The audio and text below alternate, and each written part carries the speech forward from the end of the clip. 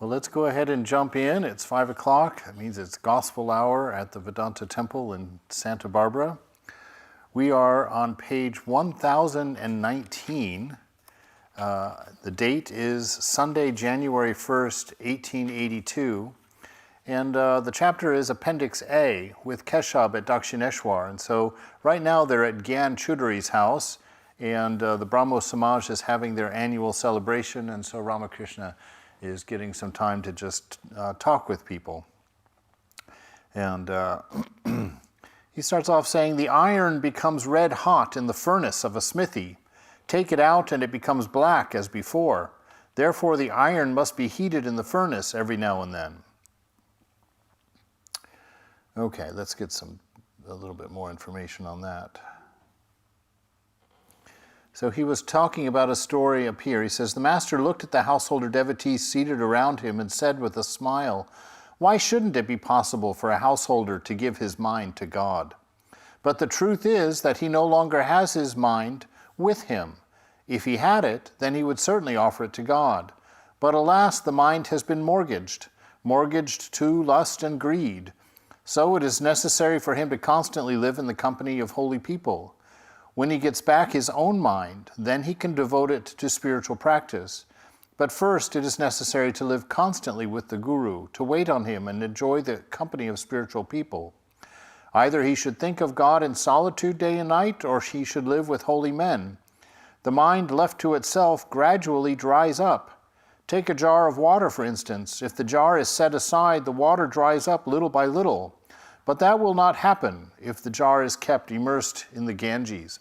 All right, so he's giving a little bit of backstory there for us in the fact that we've all lost our minds. And what have we lost our mind to? To egoism, to serving the narratives that are fed to it by body and the mind itself, right? And so our samskaras play a part in that, our past experiences. And so we're walking along, of course, my favorite topic, you smell pizza and suddenly you have a desire for pizza. So you see there's a little process that happens there. It's like the senses are titillated by something. They remember a past experience of that something. If it was pleasant, they bring it to the forefront. And you look at the present moment and there's no pizza in it, so there's a sense of lack in being. Now you need to form a future in order to come up with a way of manifesting pizza in your present.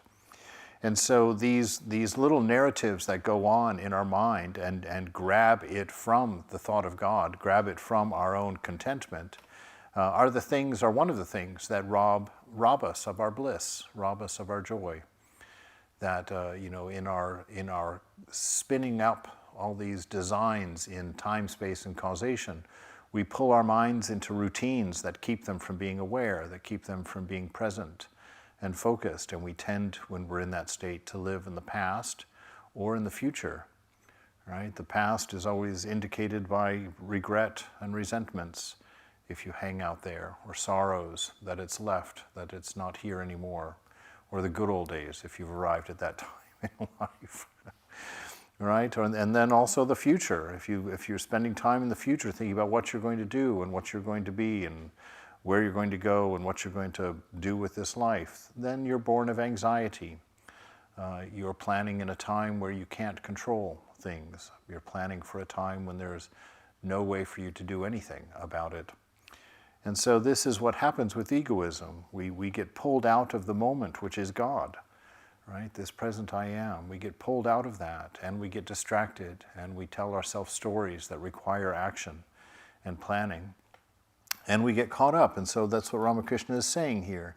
You know that your mind is not yours to give to God, to give to anything at this point. It's already mortgaged out with all of the chosen responsibilities of your likes and dislikes at this point. So then he goes on to say, "The iron becomes red hot in the furnace of a smithy. Take it out and it becomes black as before. Therefore the iron must be heated in the furnace every now and then."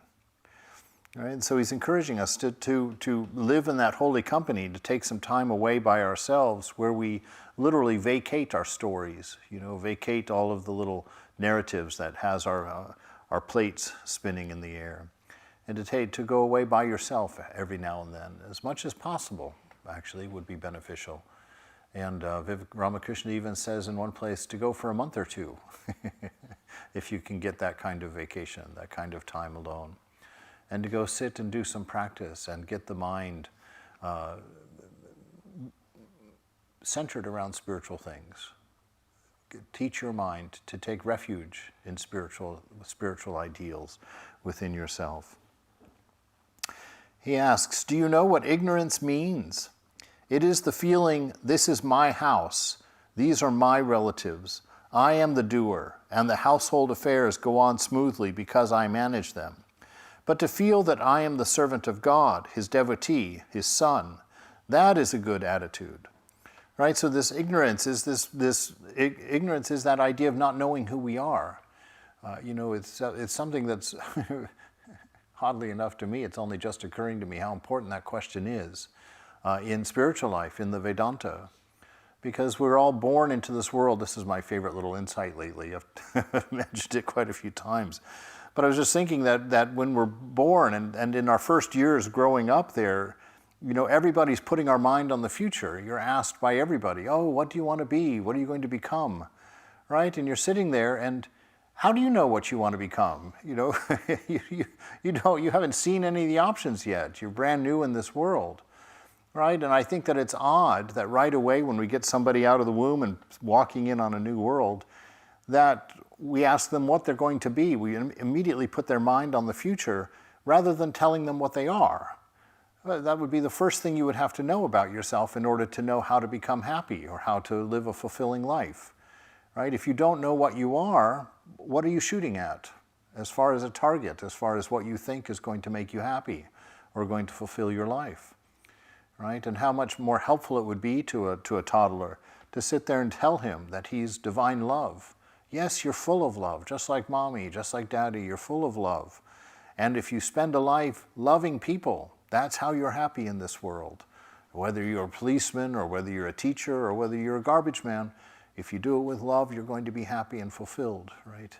So to understand your nature as Satchitananda and use that to plan your life.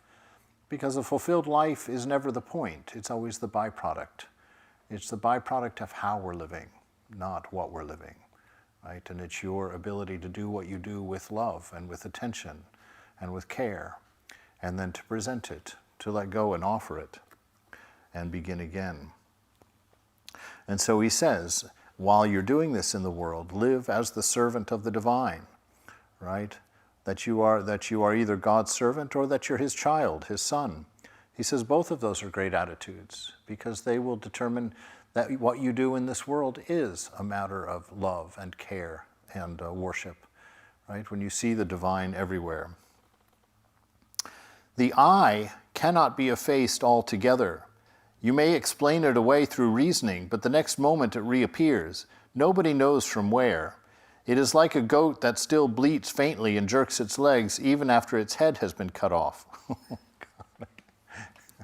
There's a memorable example, right? And so he's saying that this ego is very difficult to get rid of. And, in the ideals of the scriptures, it's quite challenging because they tell us that, it's only when this ego is completely effaced that we can see God. Right? And then Ramakrishna says, though, for the ordinary person, for us, it's extremely difficult, very unlikely, he says, that we'll be able to efface our ego completely. Because he says, just like this, it comes back from who knows where.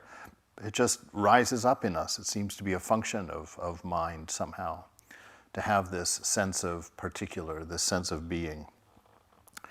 Right? And he says, but the I that God retains in his devotee after he has seen him is called the ripe I. It is like a sword turned into gold by touching the philosopher's stone. You cannot hurt anybody with it, right? Because gold is a very soft metal, so it would bend. You can't keep it sharp, right? And so this knowledge of knowing God, of seeing God, by any means possible, as early in your life as you can.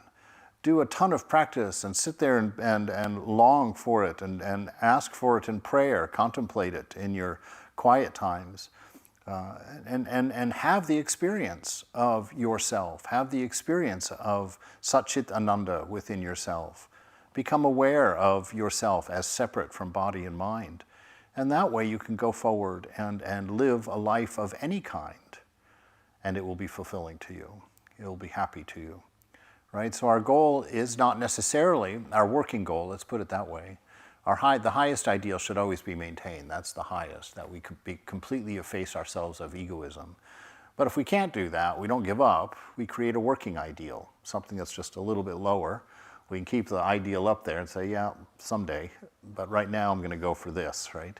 And in the working ideal, you just thin your ego as much as you can, doing your practice, being in prayer, watching, being constantly watching in the mind, discerning, you know, what is in your mind. And the reason for that is that you can catch those things then, like when that smell of pizza first hits you, right? You're ready for it. You could be like, yeah, pizza's wonderful. And what can make a day more beautiful than the smell of pizza, right?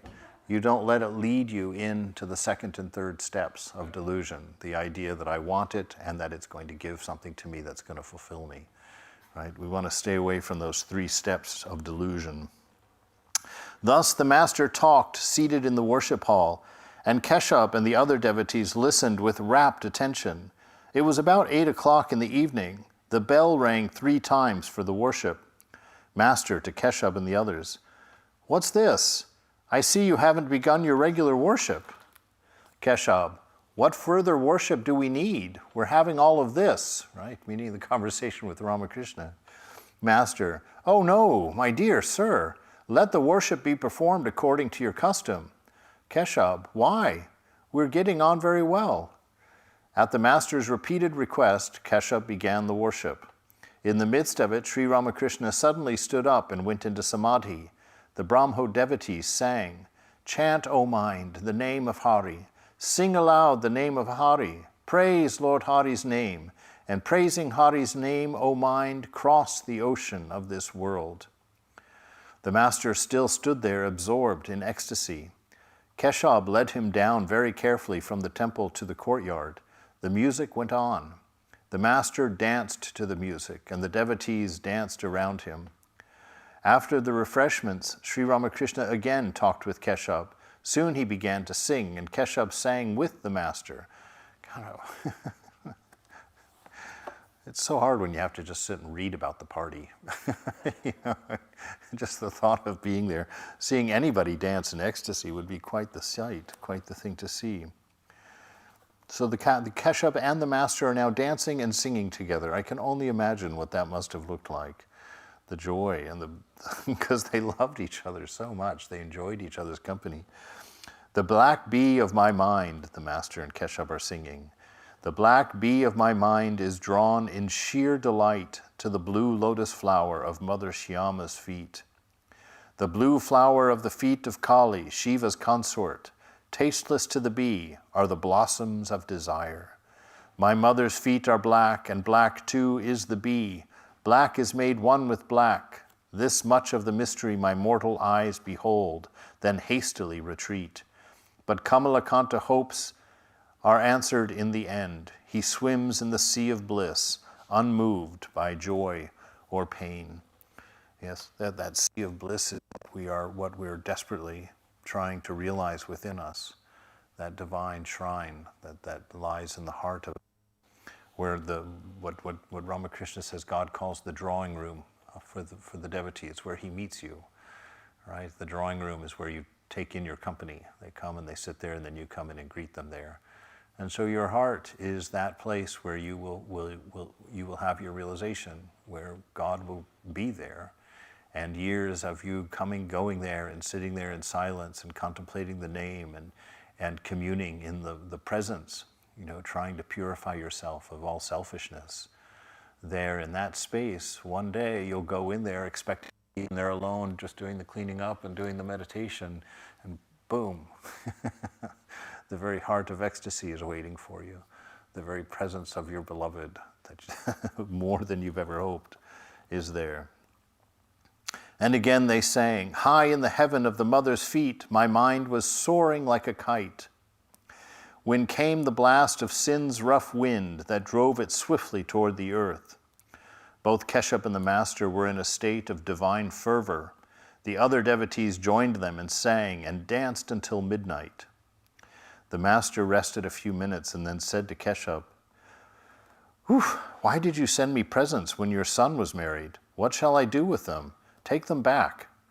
Keshav smiled a little, and the master continued, "Why do you write about me in your paper?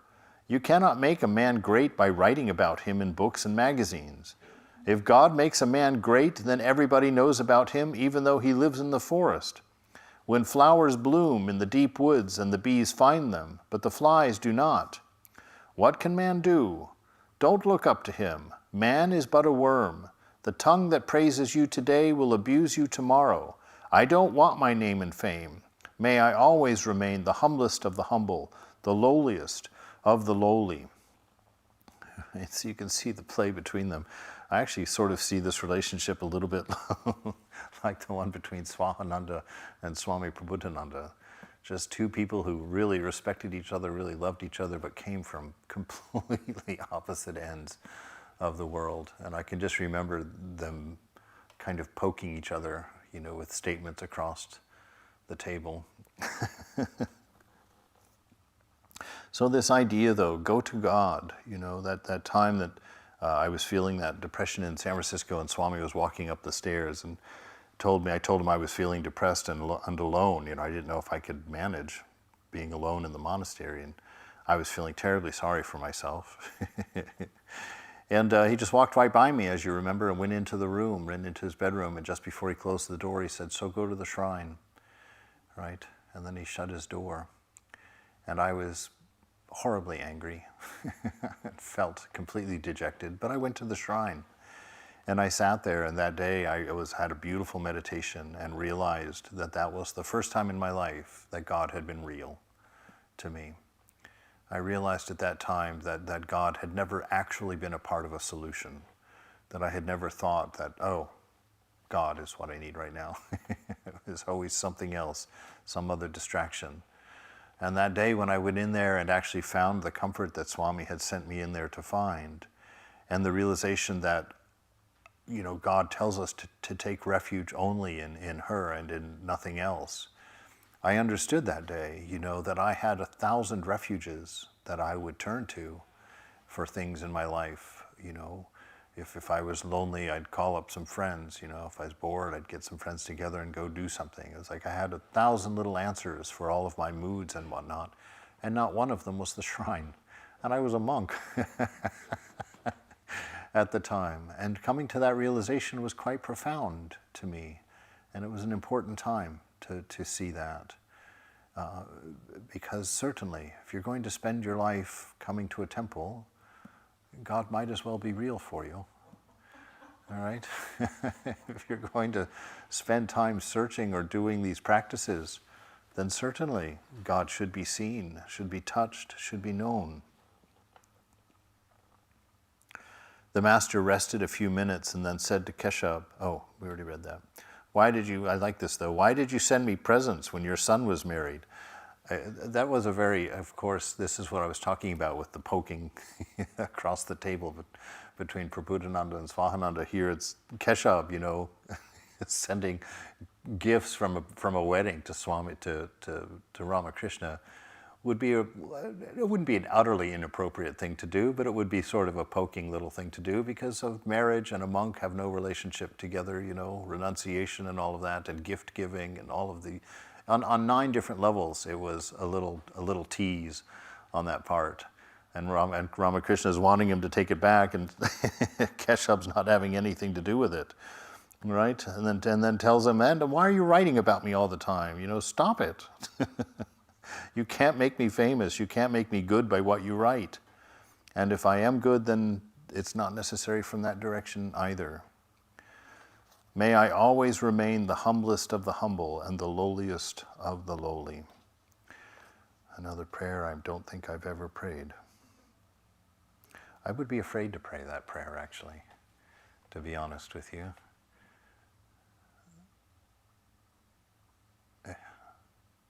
I'll have to think about that, actually. I'd probably be quite disappointed with what I realized. Appendix B, a letter.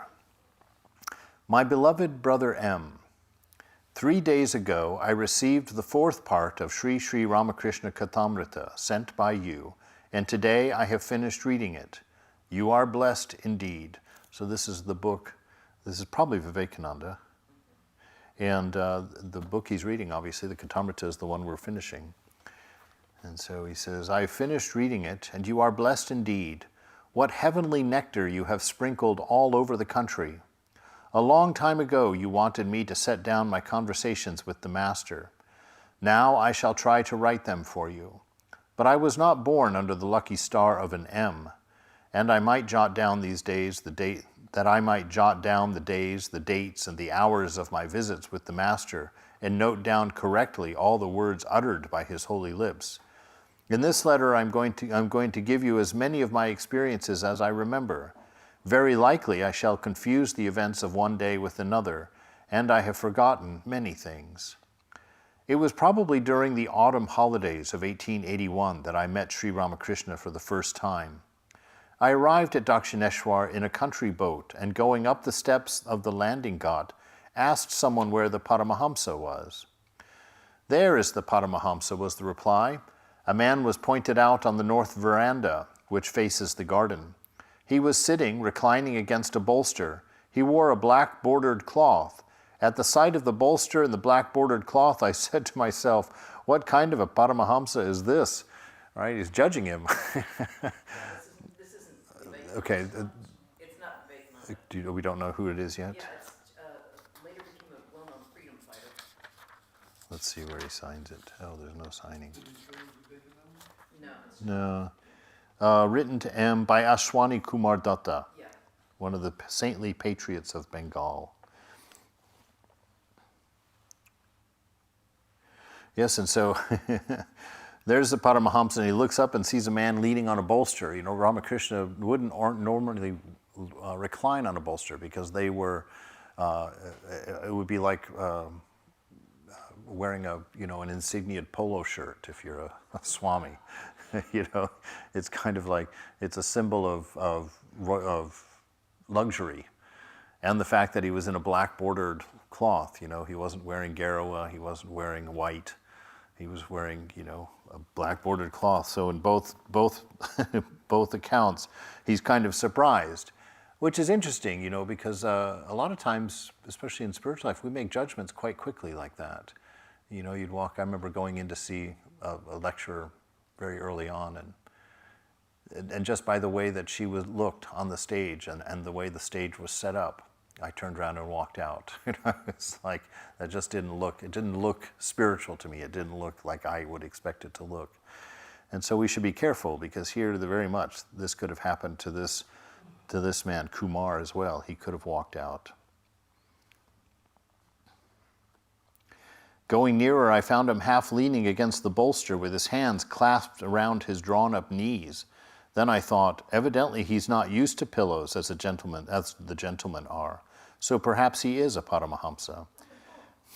At his right, very near the pillow, sat a gentleman whose name, I came to know, was Rajendra Lal Mitra, later an assistant secretary to the government of Bengal. A little farther off sat some others. After a few moments, the master said to Rajendra Babu, "See whether Keshab is coming." Evidently Keshab Sen was expected that day. Someone walked away a few steps and coming back said, "No, he isn't." After a brief interval, hearing a sound outside, he said, "Please look once more." Again, someone went out and came back with the same reply. Then Sri Ramakrishna laughed and said, quoting a popular saying, "The leaves rustle outside and Radha says, 'Oh, here comes my sweetheart.'" Continuing, he said, "You see, Keshab always tantalizes me like this. It's his way." At dusk, Keshab came with his party. Keshab bowed low before the master, touching the ground with his forehead.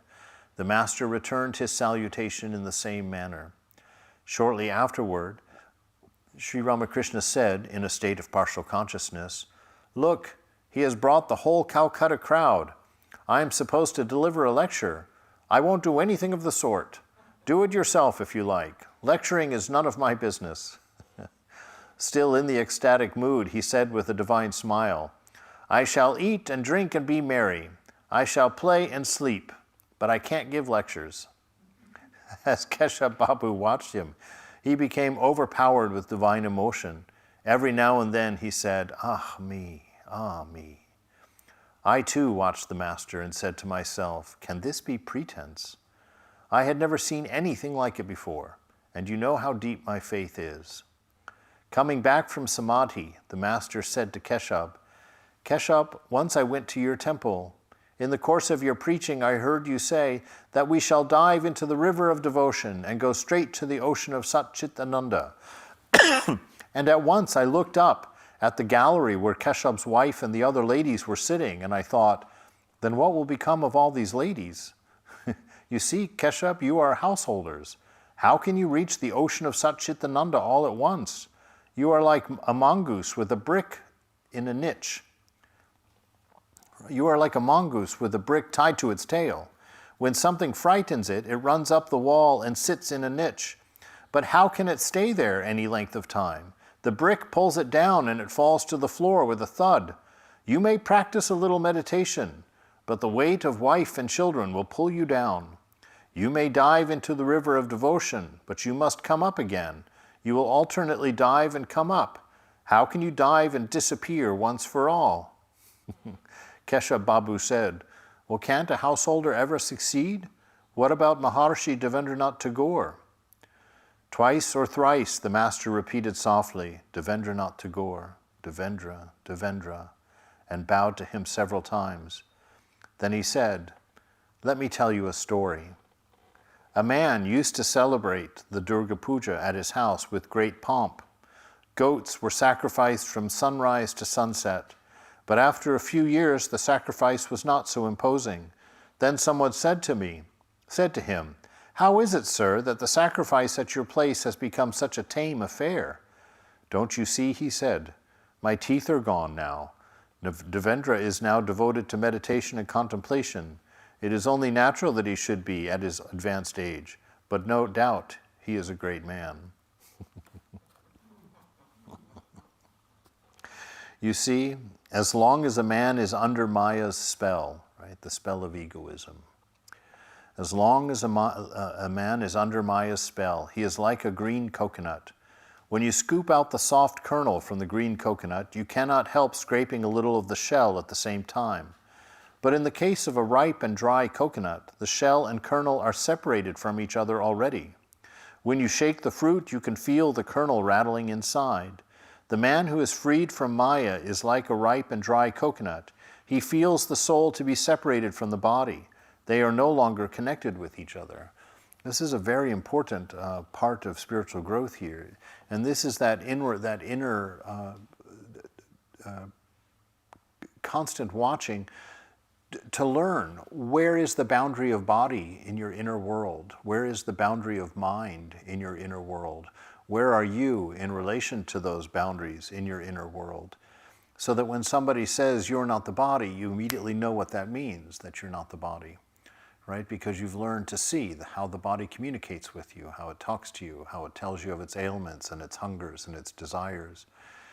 And you become keenly aware of those things coming from the body. And then you study the mind in the same way and find that its emotions affect you and how they affect you. And you developed that sense of distance, that sense of distinction. That is the mind, that is the body. And you come to understand that all desires arise from either body or mind. No desires arise from you, the witness, the observer.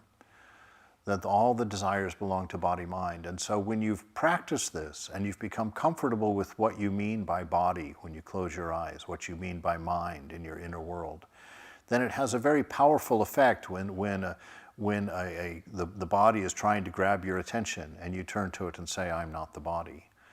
It has a very strong effect for silencing it, for putting that desire away. You know, the same thing with mind. If you know what it means to say, "I'm not the mind," then you know that what the mind is doing has nothing to do with you, and you can simply turn your attention away from it, withdraw from your mind.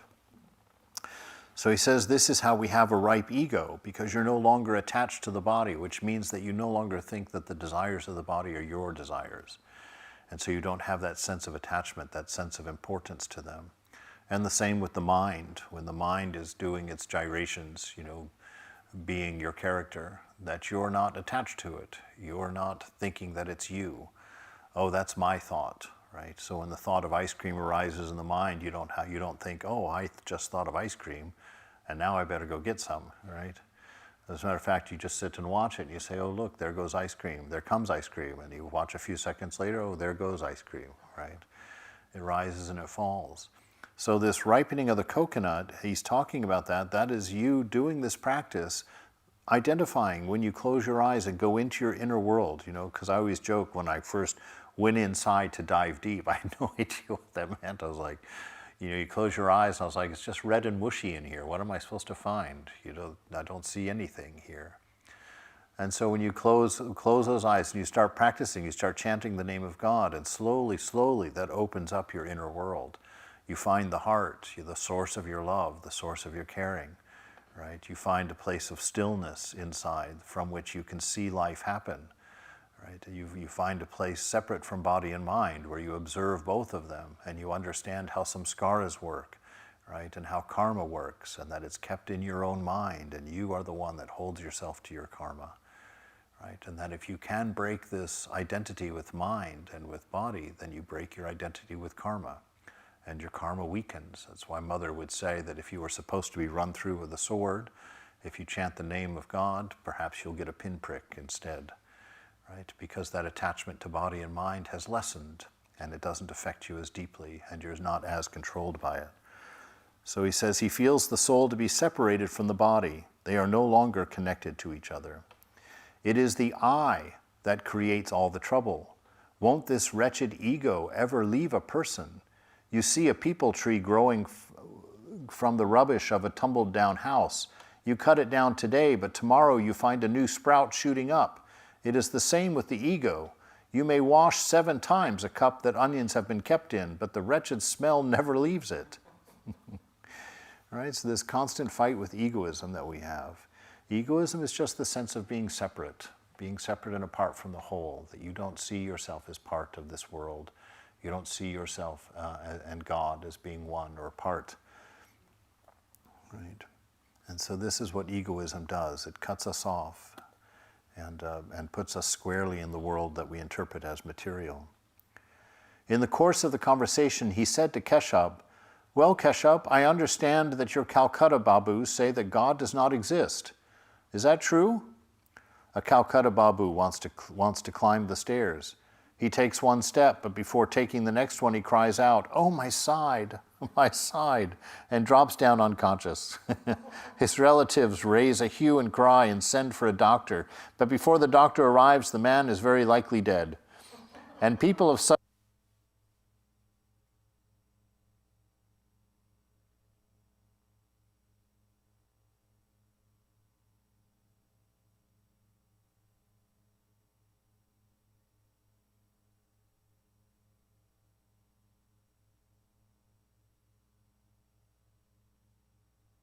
experiments going on, and they may or may not believe in what they're looking for, but they're adamantly going through the work to do the tests, to find the proof, to see, is this here, is this real? And so Ramakrishna is saying, gosh, those people who have said at such an early point in their life there's no such thing as God, how little work they've done, what kind of stamina. They didn't even take the first step before they fell down in failure, right? And so it's like, find out, with Vedanta, one of the things I love about the Vedanta is it's not so interested in giving you the answers, right? It's not so interested in telling you what is. It does, it's there because everybody's going to ask that at some point. But Vedanta gives you the tools to find out for yourself. And that's the important part of the Vedanta. It takes a look, it says, okay, first of all, let's take a look at your disposition. What are you like? Are you a devotionally oriented person, emotional? Are you very fact-based? Do you like to sit still and do nothing? Or are you one of these people that can't sit still? You have to be up and doing. And then through that discernment, they pick a path, the path that's going to be most helpful to you. And they give you your set of exercises with your guru, right? try this, do this for a while, let me know how it goes. So you call back and say, oh, well, this happened and that happened, or nothing happened. Okay, we'll make this change and try this and go this way, right? And so you go and you do this. Was it Brahmananda, I think, told one of the young brahmacharis, who was complaining about not having any bliss, not touching God in his practice at all. And Brahmananda says, you must see him. Go and do this practice. Meditate for 1 year. And if you have not found bliss, 2 years? 2 years. Bummer, it just got doubled. Go and practice for 2 years. And if you haven't touched bliss, come back and slap me. Right? And so it's this practice. It's go forward in your practice. God is meant to be seen, meant to be experienced, meant to be touched. Life is meant to be changed in beautiful ways from this, is it an exercise or this return to our nature, right? And so don't come with the idea that you're going to leave with empty hands. Bring a cart with you. After an hour or so, the kirtan began. What I saw then I shall never forget, either in this life or in the lives to come. Everybody danced, Keshab included. The master was in the center. All danced around him in a circle.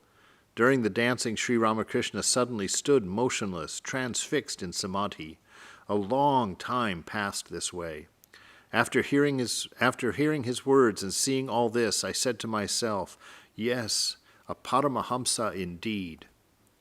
Another day, probably in 1883, I was visiting the master with a few young men from Srirampur. Looking at them, he asked, why have they come here?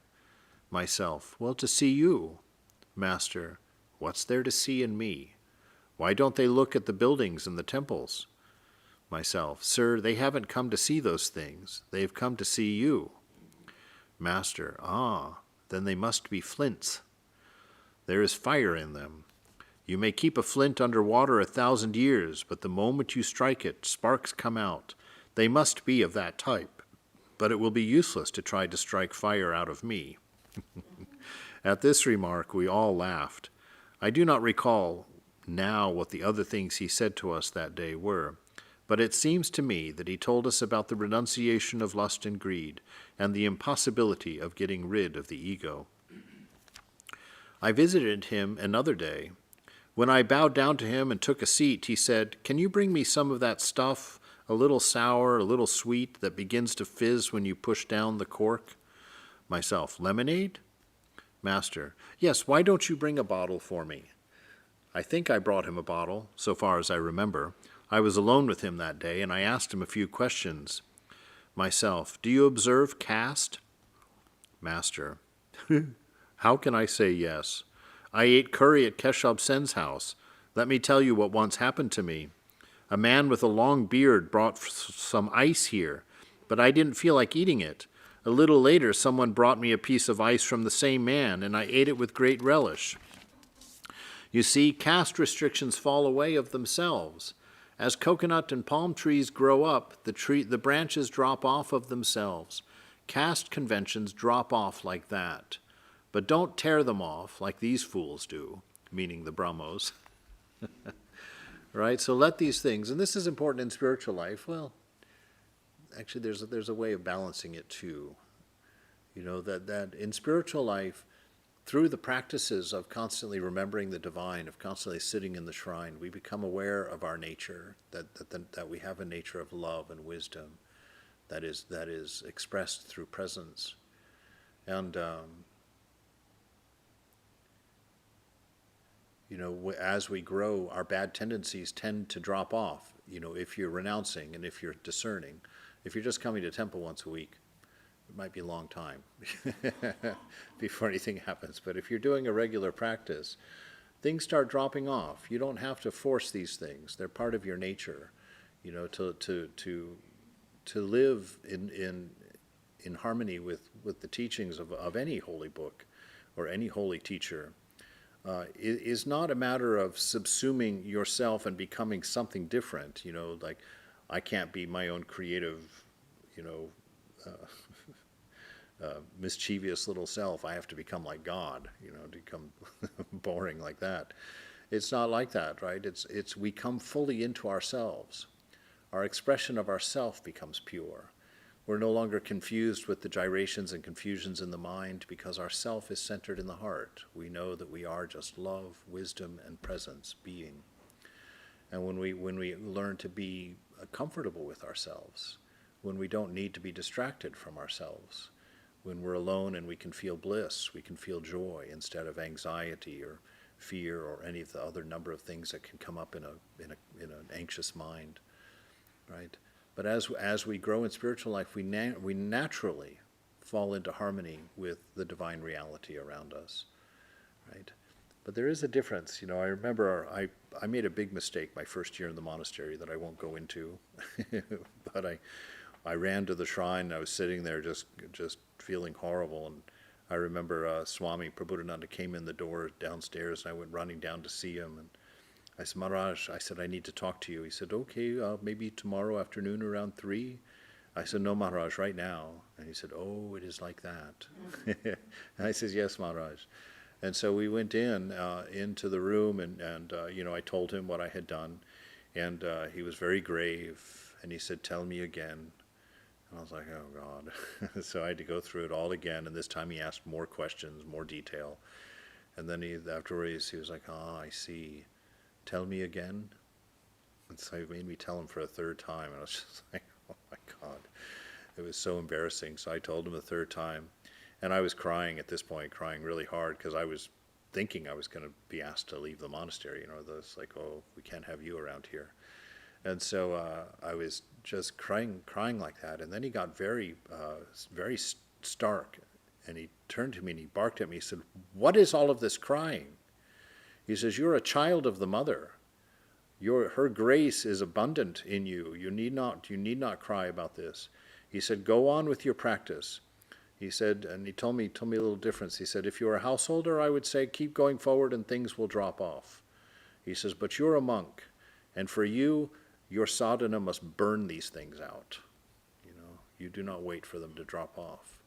You do your sadhana and you burn these things out. And so this kind of intensity around our practice is the norm. It's unusual here, perhaps, in this world, this part of the world. But this really is life itself, the breath of life, right? The joy of living it can be found here. A fulfilling life can be learned here and can be practiced.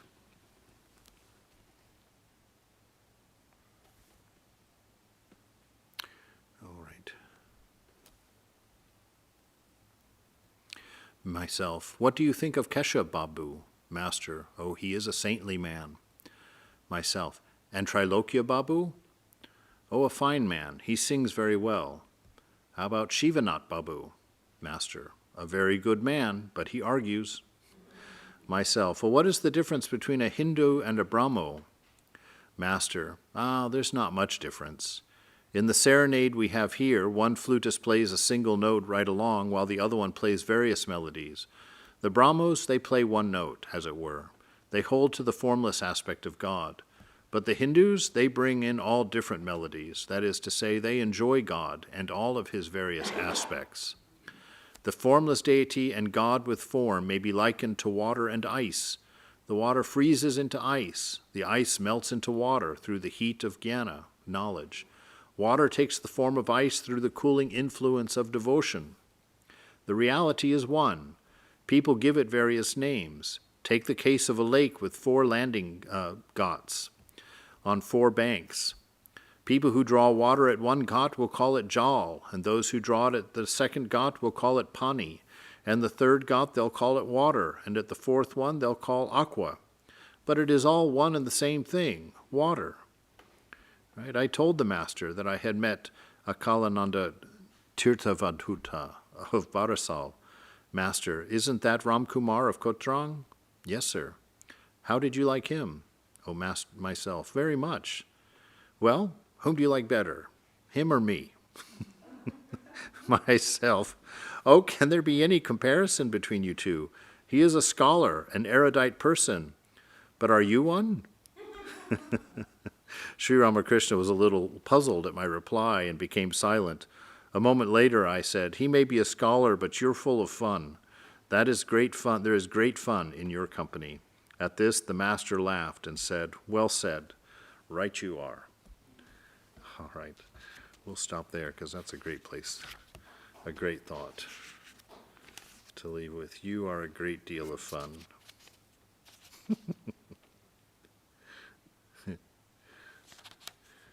Yeah, if you look at some of his, if you read a book called The Great Master, which many of you have, and you get to see the practices that Ramakrishna went through, the sadhanas that he went through. Fun is one word. You'll definitely not have met anybody else in the world who did that level of practice, that depth of practice, but how he just threw himself into it. And as you read the gospel, I remember the first time I read it, I was really touched. Well, I was touched by a couple things. One, by how everybody seemed to be realizing God everywhere. But then the other thing was just the amount of laughter that was happening, every single page. And it's funny because you read these books like this and you can read, just those images that we just saw today, Thakur in total samadhi, standing there completely frozen, and everybody just dancing around him in this divine fervor and singing these songs and having these conversations. What an incredible environment, what an incredible experience of joy, of bliss. And so I've always asked myself, in my practice, are you enjoying yourself? Are you enjoying this? Because this is your time with the beloved. This should be the most enjoyable of times. And that if it isn't, change something. Turn down the intensity knob a bit maybe and sit there and, crochet something while you're talking to the beloved, or, draw a picture of him, show it, big reveal. I don't know. But enjoy your spiritual life. Throw yourself into it and have some fun with it, and experiment, explore. If you read something that's true and it doesn't seem believable, then create an experiment for yourself. How can I test this? How can I find out if this is true or not?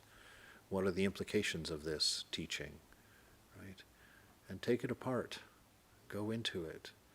Because what you're looking for is here, right? And you'll find it within yourself. All right. We have several things going on. Karma and Grace, She Takes the Fruits is a lecture tomorrow at 11 by Swami Mahayogananda.